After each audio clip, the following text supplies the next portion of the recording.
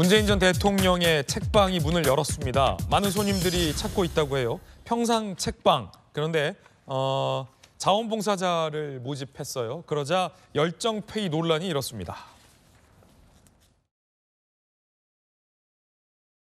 이 평산 책방이 우리 평산 마을과 지산리 주민들의 문화 공간이 되고 또 사랑방이 되기를 기대합니다.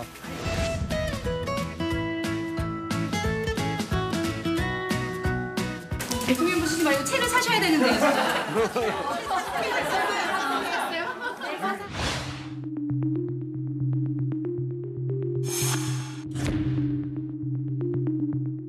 청년들의 노동에 대해서 합당한 보수와 대우가 필요합니다. 열정페이라는 이런 이름으로 청년 노동력을 착취하는 그런 일이 있어서는 안 되겠습니다. 자, 이 평산 책방이 왜 열정페이 논란이 일었을까? 자원봉사자를 모집했는데 이게 논란의 단초가 된 겁니다. 오전, 오후 4시간 또는 종일 8시간 자원봉사자를 모집했어요. 그런데 4시간짜리는 식사를 안 주고 8시간짜리만 밥을 준다라고 고지가 돼 있습니다. 돈은 안 주지만 책방의 굿즈와 간식은 제공해 주겠다라고 공고를 내서 이거 열정페이 아니냐 이런 게 라는 논란이 일었습니다. 비판 댓글, 노동법 지켜가면서 채용해라. 열정페이 자원봉사자 반대한다. 논란이 일자 책방은 문재인 전 대통령의 평상 책방은 과욕이었다라며 철회를 했습니다. 자, 정치권 두 분 의견 한번 들어보겠습니다. 먼저 전재수 의원님. 일단은 철회를 했습니다.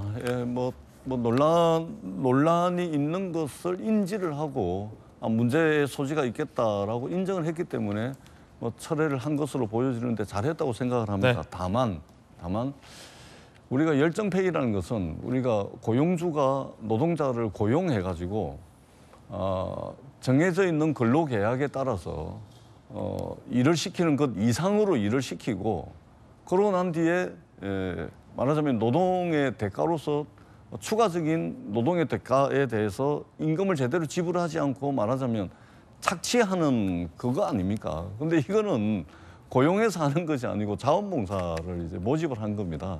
그러니까 이제 열정페이를 서로 다른 기준을 가지고서 이제 비판을 하는 측면이 좀 있는 것 같습니다. 좀 제가 보기에는 좀 이게 좀 과도한 비판이 아닌가 그렇게 보여지고요. 자원봉사자를 일상적으로 자원봉사자를 모집을 해야 될 정도면 그것은 일상적인 업무로서 꼭 필요하다는 겁니다. 그렇다면 이 부분은 이제 정식으로 고용을 통해서 하는 게 맞겠죠. 그런 측면에서 저는 좀 논란이 있긴 했습니다만 철회를 한 것은 잘한 거다 이렇게 생각을 합니다. 박정호 의원님. 문재인 대통령의 기본적인 그 대통령 이후의 생활에 대해서 한번 고민이 되는 부분이 있어요. 당신 스스로 말씀하셨던 것처럼 잊혀진 삶을 살고자 한다고 하신 분이 왜 이렇게 논란을 계속 만드는지 잘 모르겠다는 생각이 듭니다. 우선 첫째, 평산 책방이라는 게 저게 문재인 대통령 당신이 생각하는 의도와는 달리 어떻게 흘러갈지 여러 사람들이 걱정 많이 한 부분이 있잖아요.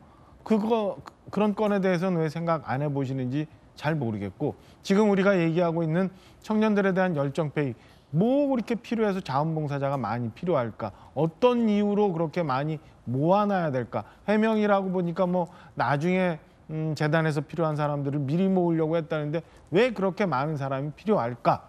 그리고 일각에서 보면 이게 재단법인을 만들려고 하는데 지금 현재는 책을 사면 영수증이 뭐 혹은 발급이 안 되는 경우도 있고 현금으로밖에 안 되는 경우도 있고 때로는 이 사업자가 개인 사업자 문재인으로 이렇게 찍혀서 나온 영수증이 된다는 거예요. 준비도 제대로 안 된 상황에서 왜 이렇게 그럼 서둘러서 책방을 열었어야 되나? 이런 자잘한 논란들이 굉장히 많이 있거든요. 과연 잊혀진 삶을 살고자 하신다는 문재인 전 대통령이 정말 바라는 건 뭔지 여전히 정치권의 영향력을 행사하고 내 주변에 여러 정치인들이 와서 나의 말이 마치 국민 여론을 이끌어가는데 한 축을 계속 이어갔으면 하는 바람이 있었던 건 아닌지 저는 한번 돌아보셨으면 하는 생각이 듭니다. 자, 이 논란 두 분의 의견 들어봤습니다.